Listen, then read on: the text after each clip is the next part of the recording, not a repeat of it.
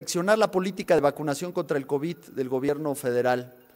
Llevamos un mes de legislatura y este tema prácticamente no se ha abordado con la seriedad que debiera y se nos olvida que estamos en medio de una emergencia sanitaria, en medio de una pandemia.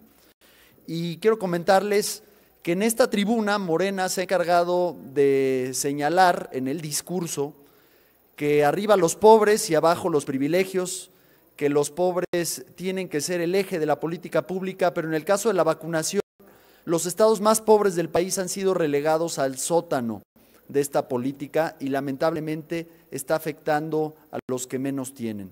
Y para darles algunos ejemplos, 8 de los 10 estados más pobres de todo el país se encuentran por debajo de la vacunación. El estado más pobre de todo el país, Chiapas, y le agradezco la presencia a la diputada Olga Espinosa del PRD de ese estado que nos acompañe, así como a la diputada Ana Teresa Aranda de Puebla y Miguel Monraz de Jalisco, todos provienen de estados cuyos porcentajes de vacunación están por debajo de la media nacional. Pero les decía, volviendo al caso de Chiapas, Chiapas es el estado más pobre del país y Chiapas es también el estado que menos vacunas ha recibido de las 32 entidades federativas. Tiene hasta el día de ayer 48% de sus adultos vacunados, cuando en la Ciudad de México casi el doble, más del 95% de los adultos ya han recibido este beneficio. Esta política hasta el momento es inequitativa, como ya se ha mencionado, afecta a los más pobres, pero también es discriminatoria, porque está afectando a las entidades con mayor población de personas que hablan alguna lengua indígena. Y ahí es importante señalar que 6 de las 7 entidades con mayor número de hablantes de una lengua indígena también se encuentran por debajo del promedio nacional de vacunación. Y ustedes dirán, por supuesto que es injusto, pero esto afecta, insisto, doble o triplemente a los que menos tienen, porque los que peores acceso a la salud tienen pues son precisamente aquellos que menos ingresos reciben. Y en una circunstancia de enfermedad, pues las posibilidades de atenderse de manera adecuada no son las mejores. Déjenme decirles también que según algunos estudios a nivel internacional, aquellas personas que no tienen vacunas tienen 11 veces más riesgo de morir y 10 veces más riesgo de caer en una hospitalización grave. Y según los datos de nuestro país, el 90% de las hospitalizaciones están en este momento precisamente en personas que no han recibido su vacunación. También quiero comentarles que hicimos un análisis para determinar el déficit que tienen los estados en materia de número de vacunas con respecto al promedio nacional de vacunación, que hasta hace un día se ubicaba en el 72%. Y si tomáramos en cuenta esta unidad de medida, el estado de Puebla tiene un déficit de más de 1,5 millones de vacunas. Chiapas tiene un déficit de 1.3 millones de vacunas. Oaxaca tiene un déficit de 700,000 vacunas.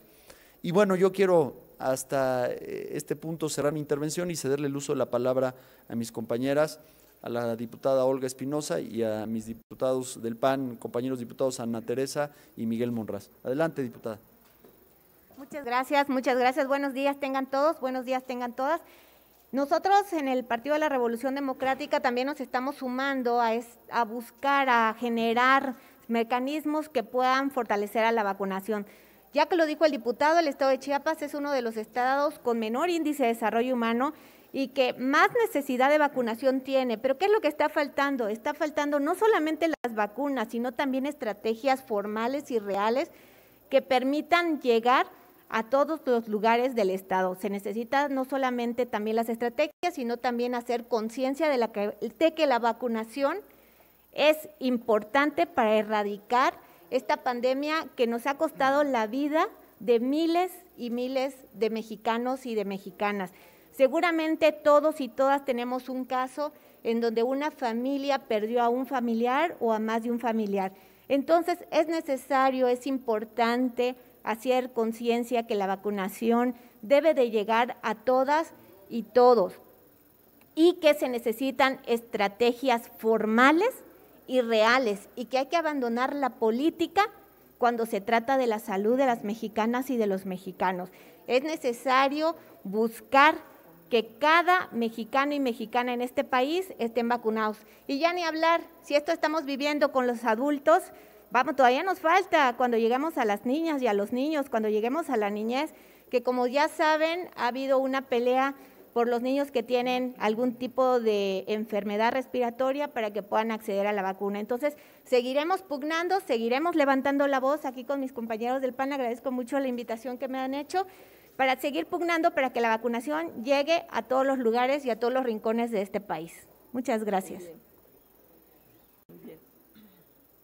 Buenos días, pues realmente el tema de la vacunación es un tema que no podemos dejar de lado, que no podemos soslayar, y en este punto concreto de los niños, cuando se ofrecen 1 millón de vacunas después de una gran lucha para poder garantizar la vacunación de niños y niñas, resulta que el gobierno responde con que puede haber 1 millón de vacunas, pero resulta también que las niñas y niños y adolescentes menores de 18 años son más de 13 millones, es decir, se está anunciando la vacunación para menos del 8% del total de niñas, niños y adolescentes en este país, lo cual es totalmente discriminatorio. Y ahí también queremos hacer énfasis, porque necesitamos un compromiso. Este es un asunto de voluntad también, tiene que ver con voluntad política, y esa voluntad política se tiene que expresar en los hechos. Cariño son vacunas, lo demás son palabritas.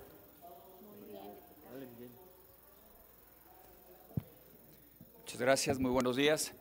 Llevamos más de un año en un escenario sumamente complicado en materia de salud, que ha tenido una serie de consecuencias también en materia económica. La salud, las vacunas son un derecho de todos los mexicanos y hemos recibido por parte del gobierno una pésima estrategia, una pésima forma de llevar las vacunas a nuestros estados, de llevar las vacunas a nuestros adultos, a nuestros jóvenes, y hoy el grave problema que estamos teniendo con los niños en todo el país. Jalisco tiene un déficit de más de 500,000 vacunas en este momento, ya se dieron claros ejemplos de diversos estados donde tenemos muy poco avance en materia de vacunación, y bueno, el presidente le apuesta a aquellos estados donde tenemos niveles altos de pobreza y en este momento son los más abandonados, como el estado de Chiapas. Pero la generalidad de nuestro país ha sido una pésima estrategia, han sido una estrategia de ocurrencias por parte del gobierno federal, y queremos hacer un llamado, como ya lo ha hecho nuestro compañero diputado Riestra en diversas ocasiones, al presidente de la República, al secretario de Salud, para apoyarlos en cosas que beneficien, por supuesto, a los mexicanos, que mejoren el sistema de salud, pero no hemos encontrado respuestas. Ha habido oídos sordos por parte de Gatell, del presidente de la República, del secretario de Salud, que está perjudicando gravemente la salud de los mexicanos, está perjudicando gravemente la salud de los adultos y hoy de los niños, que cada vez se están enfermando más en nuestro país. Por eso queremos hacer un llamado enérgico, fuerte, muy claro, para decirle que estamos aquí para apoyarlo, no con ocurrencias como lo está haciendo el gobierno federal, sí con propuestas y con estrategias que mejoren la salud de los mexicanos. Gracias. Tenemos preguntas de los medios de comunicación. La primera es de Iván Saldaña, del Heraldo. Gracias, diputados. Básicamente hacerles dos preguntas. Una, mencionaban estos estados que tienen rezago, me parece que son del sur, algunos, entonces, pues si va ven un poco de incongruencia con el discurso del presidente, precisamente, que le da atención o le están dando atención o le busca dar atención a estos estados, y en vacunas pues no se ha visto. Y dos, preguntarle si en esta propuesta de paquete económico que van a presentar, si desde su bancada están impulsando también que se tenga previsto el tema de pues una tercera dosis que se tenga que adquirir para el siguiente año, que me parece que no se ha contemplado, o sea, una dosis que para toda la población, que también el tema ya está en discusión a nivel mundial. Gracias. ¿Me dejan la primera y si alguien quiere? Okay. Bueno, pues yo no veo un poco de contradicción, veo un océano de contradicción. Primero los pobres, pero a la hora de dedicarles recursos públicos, vacunas para salvar vidas, se olvidaron absolutamente del sureste del país. Y déjenme insistir, el estado más pobre del país, Chiapas, es el estado con mayor rezago en la vacunación. El segundo estado más pobre, Guerrero, también está por debajo del promedio nacional de vacunación, teniendo apenas el 62% de sus adultos inoculados. El tercer estado más pobre, Puebla, tiene también apenas el 49% de sus adultos vacunados. Insisto, de los 10 estados más pobres que se concentran, por supuesto, geográficamente en el sur, sureste del país, 8 están por debajo de la vacunación. Por eso el llamado a que traduzcamos aquello que están señalando en el discurso en políticas públicas reales, porque el afectar a los estados más pobres implica no solo, como decíamos, un acto de injusticia, sino además un acto completamente discriminatorio, porque son aquellos estados los que menos capacidades van a tener para sortear de la mejor manera la enfermedad del coronavirus. Y decirles también que esto con respecto a las cifras oficiales que hablan apenas de la primera dosis, para tener el esquema completo de vacunación todavía van a tardar más semanas y meses, a pesar de que el presidente, por ejemplo, estuvo esta semana en el estado de Puebla y se comprometió a que en octubre el 100% iba a tener la primera dosis. Esos cuentos son absolutamente inviables, nos está engañando el señor presidente y queremos ya vacunas con el esquema completo para la totalidad de los niños y por supuesto los adultos, y en un esquema óptimo, ¿por qué no aspirar también a una tercera dosis de refuerzo? Claro que sí. La siguiente pregunta es de Margarita Nicolás de Raza. Buen día, diputadas y diputados. Preguntarles precisamente de esto, que si ahora con las comparecencias del secretario de Salud, del Seguro Social, ustedes insistirían para que expliquen por qué tienen guardadas casi 11 millones de vacunas que no se sabe por qué cuando a los niños se les están ninguneando, a los que no tienen comorbilidades, que se esperen, pero hay guardadas 11 millones de vacunas. Entonces, ¿para qué las están guardando cuando vemos que muchos estados están un poquito arriba de la media nacional en cuanto a vacunación? Y también, si ustedes harían un llamado, porque hay mucha gente que no se quiere vacunar, aunque les toque por su edad, por lo que sea, no se quieren vacunar. Incluso hay grupos religiosos que les impiden, que les prohíben que acudan a vacunarse. Ahí, ¿cómo le van a hacer para que acudan a su vacunación? Y aunque el gobierno quiera cumplirlo, no los puede forzar a que vayan. Entonces, ahí como que hay también contradicciones, ¿no? Tanto de la sociedad como del gobierno. Gracias. Desde luego que tenemos que estar conscientes de que la obligación o la responsabilidad no es solo del gobierno, de que todos los que tenemos un espacio en la función pública necesitamos hacer un compromiso para hacer una profilaxis social, para que los ciudadanos accedan a la vacuna, para que vayan a vacunarse, pero también son necesarias disposiciones que lleven a los ciudadanos a tomar la decisión de ir a vacunarse. Y yo creo que esto se puede dar desde los ayuntamientos, se puede dar en los reglamentos municipales, evitando la entrada a los cines, a los restaurantes, etcétera, si no tienes la vacuna. Y aunque parecería extremo, yo creo que siempre es mejor que pueda haber una acción en ese sentido que dejar a la gente morir por COVID, nada más porque no se tomó la decisión a tiempo. Y en el otro tema donde decías que si vamos a insistir, pues claro que vamos a insistir en la comparecencia con el secretario de Salud. Es bien importante no quitar el dedo del renglón, por eso estamos durante todos estos días que hemos estado ya como diputados, hemos estado insistiendo en tribuna, permanentemente, lo vamos a hacer en comisiones y ahora que llegue el secretario, desde luego que también lo vamos a hacer. 11 millones de vacunas, se dice ahora que se tienen quién sabe dónde. Hay quien opina que esas vacunas pues ya quedaron en imposibilidad de aplicarse porque no tuvieron el resguardo adecuado, porque no tuvieron pues ahora sí que las condiciones necesarias para mantenerse en disposición de ser utilizadas. Entonces aquí realmente lo que hace falta es que el gobierno hable con la verdad sobre esas vacunas y diga si efectivamente están a disposición o si ya las dejaron perder por no haberlas cuidado. ¿Por omisión? Por Definitivamente, negligencia? definitivamente. Pues hay que señalarlo y hay que denunciar. Y estaremos en ello. La última pregunta es de Fernando Damián, de Milenio Diario. Hola, diputadas, buenos días. Tengo dos preguntas para ustedes. La primera de ellas, ¿qué significa en términos de aspiración para alcanzar la inmunización en México? El hecho de dejar rezagados a 10 estados, 8 de ellos, decían ustedes, 8 de los 10 estados más pobres, con un promedio de vacunación abajo de lo normal. ¿Puede aspirar México a alcanzar pues una normalidad dejando este rezago? Esa es una pregunta. La siguiente, el día de hoy, en su conferencia mañanera, el presidente López Obrador hacía un llamado, o más bien un regaño, a las universidades a regresar ya a clases presenciales. Decía pues que no estaba bien que estuvieran cobrando los maestros sin ir a los salones y sin tomar o correr riesgos. ¿Me podrían dar una opinión al respecto, por favor? Sí, gracias.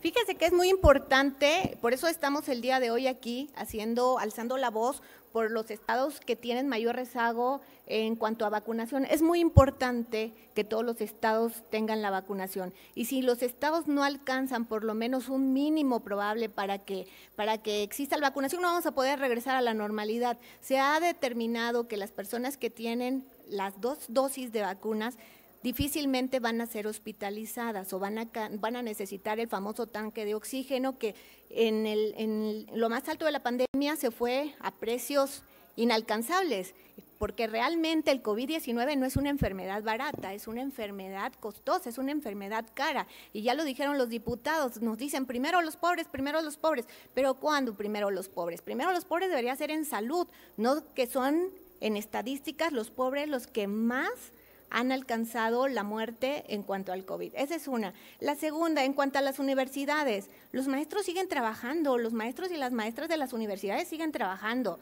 están trabajando en línea, no han dejado de descansar, y si vamos al trabajo de los maestros y de las maestras, no solo de las universidades, de media, de educación básica, todos han estado trabajando con muchas dificultades, porque hay alumnos que no tienen ni siquiera un portátil, no tienen una lap. Por ejemplo, en el caso de mi estado, que es Chiapas, hay mamás que han estado buscando donaciones hasta de un celular para que puedan acceder a la educación.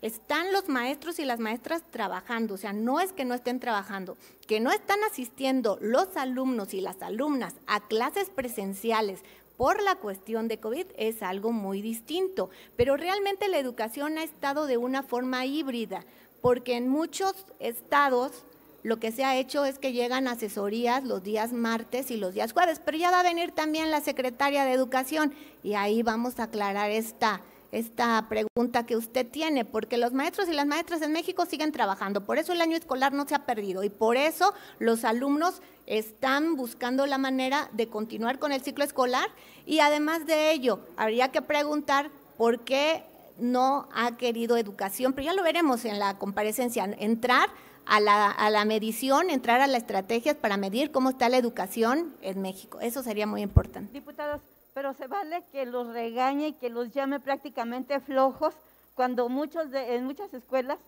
están solventando los requerimientos de internet, de computadoras, cooperándose entre los maestros. ¿Dónde está la infraestructura comprando los cubrebocas? No sé si los llamó flojos o no los llamó flojos, no vi la mañanera, pero le voy a decir que en las escuelas de todo el país los maestros compran desde el gel antibacterial, regalan los cubrebocas cuando llegan a las asesorías. No en todos los estados hay clases presenciales, está en manera híbrida. Ellos están sanitizando porque no hay personal en las escuelas públicas. Hablo de las escuelas públicas, no hay personal suficiente para sanitizar, no hay una enfermera que les pueda medir la temperatura a la entrada. Entonces los maestros y las maestras están haciendo un gran trabajo por este país y no está siendo reconocido ni valorado. Muchas gracias. Gracias, no hay más preguntas. Agradecemos la presencia de los medios de comunicación.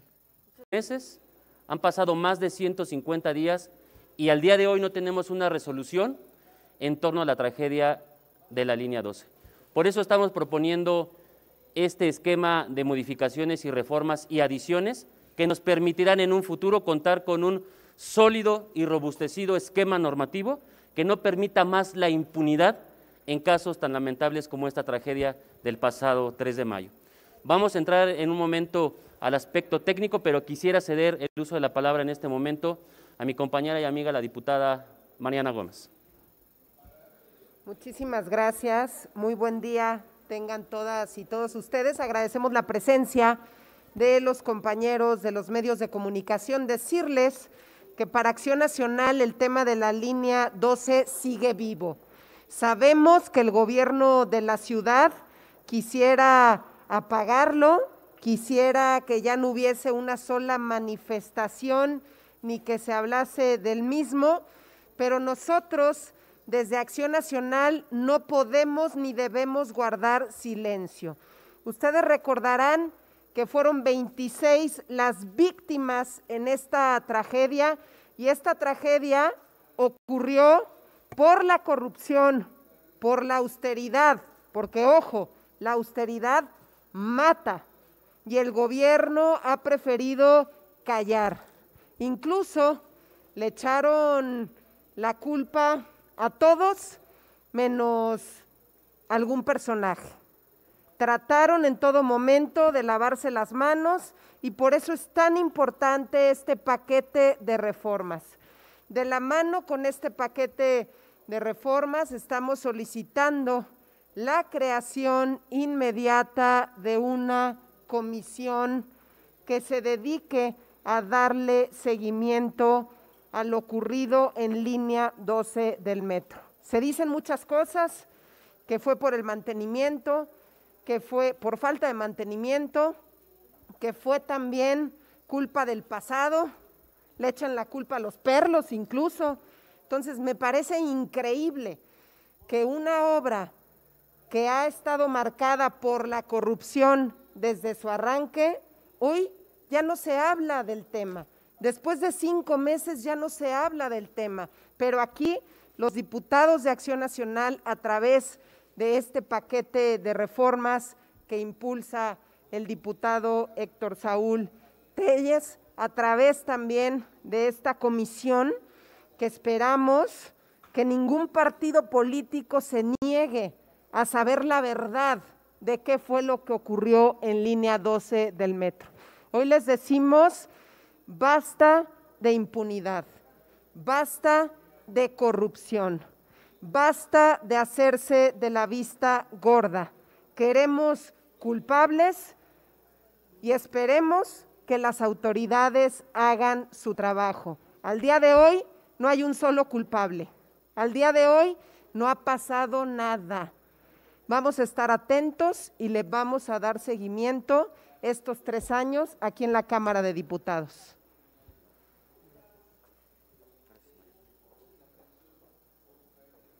Gracias. Pues sí, ¿por qué estamos presentando esta iniciativa, este bloque de iniciativas que es propuesta de nuestro compañero diputado Héctor Saúl? ¿Por qué en la Cámara de Diputados? ¿Por qué se está pretendiendo crear esta comisión? Y le pedimos e invitaremos a los demás diputados de los otros partidos, principalmente Morena de la Ciudad de México, a nuestros compañeros de la coalición, seguramente nos van a acompañar los del PRI y el PRD, pero ¿por qué ordenamientos federales y por qué una comisión desde la Cámara de Diputados? Simplemente porque después de lo sucedido, la omisión de la jefa de gobierno y todo su gabinete, la omisión de las empresas que realizaron los trabajos, la omisión y la respuesta tardía de las áreas de servicio y de mantenimiento del sistema del metro, obligó al presidente de la República a tomar el tema. Entonces esto ya es un tema federal. Desde que el presidente de la República escondió bajo las faldas de Palacio Nacional a su precandidata o candidata Claudia Sheinbaum, desde que el presidente Andrés Manuel López Obrador citó a uno de los principales constructores de la línea 12 del metro en Palacio Nacional. Esto lo hizo federal. Por eso tenemos una obligación y sobre todo una responsabilidad como legisladores federales de la Ciudad de México de instalar una comisión especial de investigación. No vamos a cederlo en ello. E invitamos y ponemos el reto al resto de nuestros compañeras y compañeros diputados de Morena y del PT de la Ciudad de México y del resto de los partidos a que acompañen esta comisión. No hay mejor solución para que esto no vuelva a suceder que la verdad. Urge para casos como estos que haya verdad. Para eso se van a impulsar esta comisión, para esto se van a modificar estos ordenamientos federales, para que haya prevención y haya un castigo y se identifiquen los responsables. Muchas gracias. Solo para redondear un poco, estamos presentando un paquete que va a adicionar, modificar, reformar 5 ordenamientos normativos. El primero, la Ley General de Asentamientos Humanos, Ordenamiento Territorial y Desarrollo Urbano, en donde vamos a plasmar la obligación de que exista para este tipo de obras de transporte masivo, para este tipo de obras tan importantes, una certificación que cumpla con todos los aspectos técnicos nacionales e internacionales. No queremos más una obra que no esté plenamente certificada o que esta certificación sea una certificación que no cumple con toda la cabalidad de las normas internacionales y nacionales en materia de seguridad y en materia de calidad para los usuarios. Vamos a reformar la Ley General de Responsabilidades Administrativas para acentuar las omisiones y las faltas que lleven a cabo los servidores públicos en el mantenimiento, la supervisión de este tipo de obras y que se plasme además también en los contratos los responsables, contratistas y proveedores que tengan que dar la cara ante los desperfectos que surjan después de una obra tan importante. Vamos también a reformar el Código Penal Federal para elevar a un rango de delito de homicidio culposo agravado por la omisión de los servidores públicos en este tipo de obras que causan la muerte de 2 o más personas y que sean castigados hasta con 20 años de prisión. Y vamos a modificar también la Ley General de Víctimas para que las víctimas que salen de este tipo de siniestros que se han dado últimamente también sean considerados en la reparación del daño dentro de los conceptos que también prevé la Ley General de Víctimas. En ese sentido, estamos haciendo un paquete que recubre que no haya más impunidad en tragedias tan lamentables como la línea 12. Esperamos que Morena y sus aliados tomen con buena perspectiva esta iniciativa y se sumen para que los mexicanos puedan tener justicia y sobre todo las familias de esta tragedia puedan encontrar que no hay impunidad en nuestro país. Muchas gracias. Tenemos preguntas de los medios de comunicación. La primera es de Roberto Mendoza, de MG Noticias. Buenos días, diputados. Con todo respeto, ¿no les parece que hacer una comisión para que se investigue algo realmente es una simulación? Es decir, ya hay un dictamen, ya pueden ustedes ir a denunciar, ya hay culpables o cuando menos presuntos culpables. Si el gobierno puso como presuntos culpables a 31 científicos, ¿por qué ustedes no ponen a Marcelo Ebrard, a Mancera, a Claudia Sheinbaum, a la exdirectora del metro y los ponen cuando menos a que vayan al Ministerio Público a declarar? Porque hacer una comisión históricamente en la Cámara de Diputados no ha servido absolutamente para nada. Ahí está la comisión de Ayotzinapa y otras que no funcionan en absoluto. Hacer una comisión pues me parece un despropósito cuando ya hay culpables. Gracias. No hay ningún culpable hasta el día de hoy. Es precisamente que estamos hoy en día aquí presentes los diputados para llevar a cabo, para intentar… En el dictamen ya hay señalamientos. En el dictamen que presentó la investigación extranjera, ya hay señalados culpables. Ojalá los hubiera. Y incluso el señor Slim dijo que sí había una negligencia. Es decir, ya todo el mundo ha dicho que sí hubo un problema y alguien tiene que ser culpable o no, ni modo mira, que la construcción haya salido nada. Las conclusiones del dictamen que mencionas, este dictamen carnal, hay que darle su nombre, ese dictamen que contrató el gobierno de la Ciudad de México únicamente para maquillar las responsabilidades, no da un solo indicio hoy para proceder en contra de algún posible responsable. Si fuera así, ojalá hubiera sido así, estuviéramos viendo a la Fiscalía de la Ciudad de México actuando en consecuencia y dándonos a conocer los probables responsables. Por desgracia, no ha sido así. Por eso es que estamos actuando desde este momento. Ahora, hay muchos caminos para acabar con la impunidad en torno al caso de la línea 12. La comisión, que también estamos nosotros previendo e impulsando una modificación a la Ley Orgánica del Congreso General de los Estados Unidos Mexicanos, es precisamente para darle una característica especial a este tipo de comisiones y que el dictamen final que esta comisión lleve a cabo tenga carácter vinculatorio para las autoridades que sí están llevando a cabo la investigación. Hoy en día, como bien mencionas, no hay ese carácter vinculante del informe. Vamos a hacer que los informes que rindan este tipo de comisiones sean vinculatorios para las autoridades, porque aquí es donde vienen a comparecer muchos funcionarios y los dichos y los hechos que se dan dentro de una comisión deben de ser tomados en cuenta como vinculantes. Eso es lo que estamos proponiendo al día de hoy y es lo que queremos que se esté trabajando en los próximos meses. La siguiente pregunta es de Víctor Barrera, del Informador. Buenos días, diputados, diputadas. También referirme a este asunto. Ustedes dicen que van a crear esta comisión. Bueno, ya adelantó el diputado que primero van a buscar una reforma en los órganos internos o la forma en que se trabaja en la Cámara de Diputados.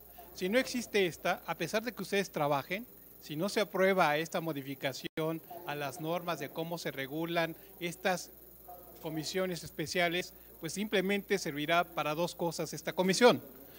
Yo quisiera preguntarles, o más bien les quiero preguntar, si también la van a hacer para empujarlo dentro del Congreso de la Ciudad de México, que debería ser el responsable número uno para llevar a cabo esta comisión, porque le corresponde directamente. Y también referente a si hay algún culpable, porque realmente no hay el culpable. Dijo que eran los tornillos y la mala utilización de la soldadura. Sin embargo, debe haber un responsable y que debe ser, por lo menos, quien mandó a hacer la obra, en este caso que sería Marcelo Ebrard, quienes estuvieron en la creación de la obra, las empresas que participaron, pero los dirigentes, no el trabajador, pueden echar la culpa al que le soldó 3 birlos y eran 6 o 9 birlos. Entonces, ¿dónde se buscará o cómo se iniciará esta investigación? ¿A partir de qué ustedes empezarán esta investigación? ¿O realizarán nuevamente desde el inicio la investigación y sobre todo en esta impunidad que sí se les otorguen los apoyos suficientes, sobre todo psicológicos, a quienes sufrieron este accidente, que al parecer ya los dejaron de la mano, les dieron una cantidad, algunos muy buena, a otros casi nada, pero ya los dejaron de la mano?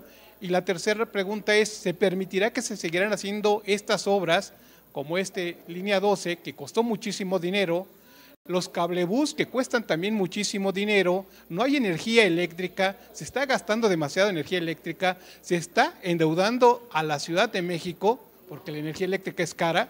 ¿Se permitirá seguir haciendo este tipo de obras que solamente son del relumbrón y no sirven absolutamente para nada? A ver, fueron demasiadas preguntas. Primero decir, realmente no ha habido culpables, ningún culpable de alto nivel. Tú no puedes echarle la culpa a los que colocaron los tornillos. Por supuesto que tiene que haber responsables en lo ocurrido en la línea 12 del metro y además, ojo, estamos trazando toda una ruta. Son un grupo de iniciativas que tenemos que cabildear y hacer lo necesario para que sean aprobadas en esta Cámara de Diputados. Uno, buscar también la creación de esta comisión especial para darle seguimiento, no nada más a quienes son presuntos responsables, sino también darle seguimiento a las familias de las víctimas, darle seguimiento a todos aquellos heridos que no han sido atendidos adecuadamente. Y ahí vamos a estar. Que esto no significa que no hayamos hecho nada en el pasado. Claro que hemos estado impulsando acciones, los diputados de Acción Nacional, desde el Congreso de la Ciudad de México. Ha habido posicionamientos, pronunciamientos, pero aquí en Cámara de Diputados no vamos a quitar el dedo del renglón.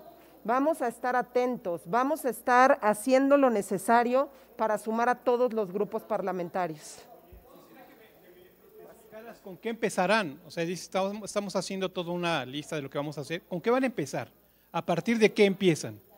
¿A partir de los responsables de alto nivel o a partir de la resolución que dio esta empresa noruega? A ver, son varias cosas. Obviamente ya se iniciaron unas investigaciones, se han presentado en la Ciudad de México y han recibido reportes e informes de empresas extranjeras que dictaminaron, hicieron una investigación técnica. Obviamente las mismas empresas que realizaron la obra tienen que dar un reporte de cómo fue hecho, los DROs, todo lo que implica, digamos, una investigación técnica concreta. Pero es muy sencillo. ¿Con qué empezamos desde hoy? Con la presentación de estas iniciativas que está haciendo el grupo parlamentario, encabezada por nuestro diputado Héctor Saúl. Ahí estamos empezando. Y segundo, hablando de la investigación, ¿con qué se está empezando? Con que las y los diputados de Morena son los principales interesados en que se lleve a cabo y se constituya esta comisión especial que investigue, que amplíe las investigaciones que se están llevando a cabo. Si es cierto que ellos van a apoyar en todas las locuras que está presentando el presidente de la República, entre ellos, impulsar la candidatura de Claudia Sheinbaum, y si así él dice que no tiene responsabilidad, pues qué mejor que abrir una comisión especial de investigación.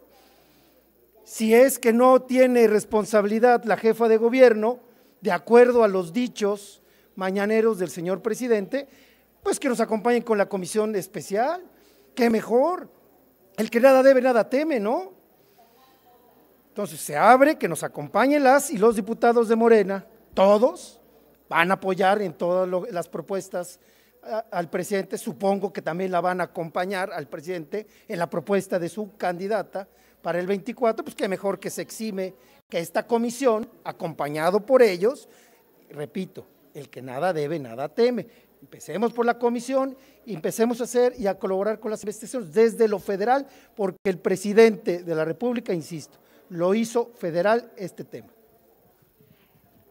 Gracias, diputados. No tenemos más preguntas. Agradecemos la presencia de los medios de comunicación. Muchas gracias.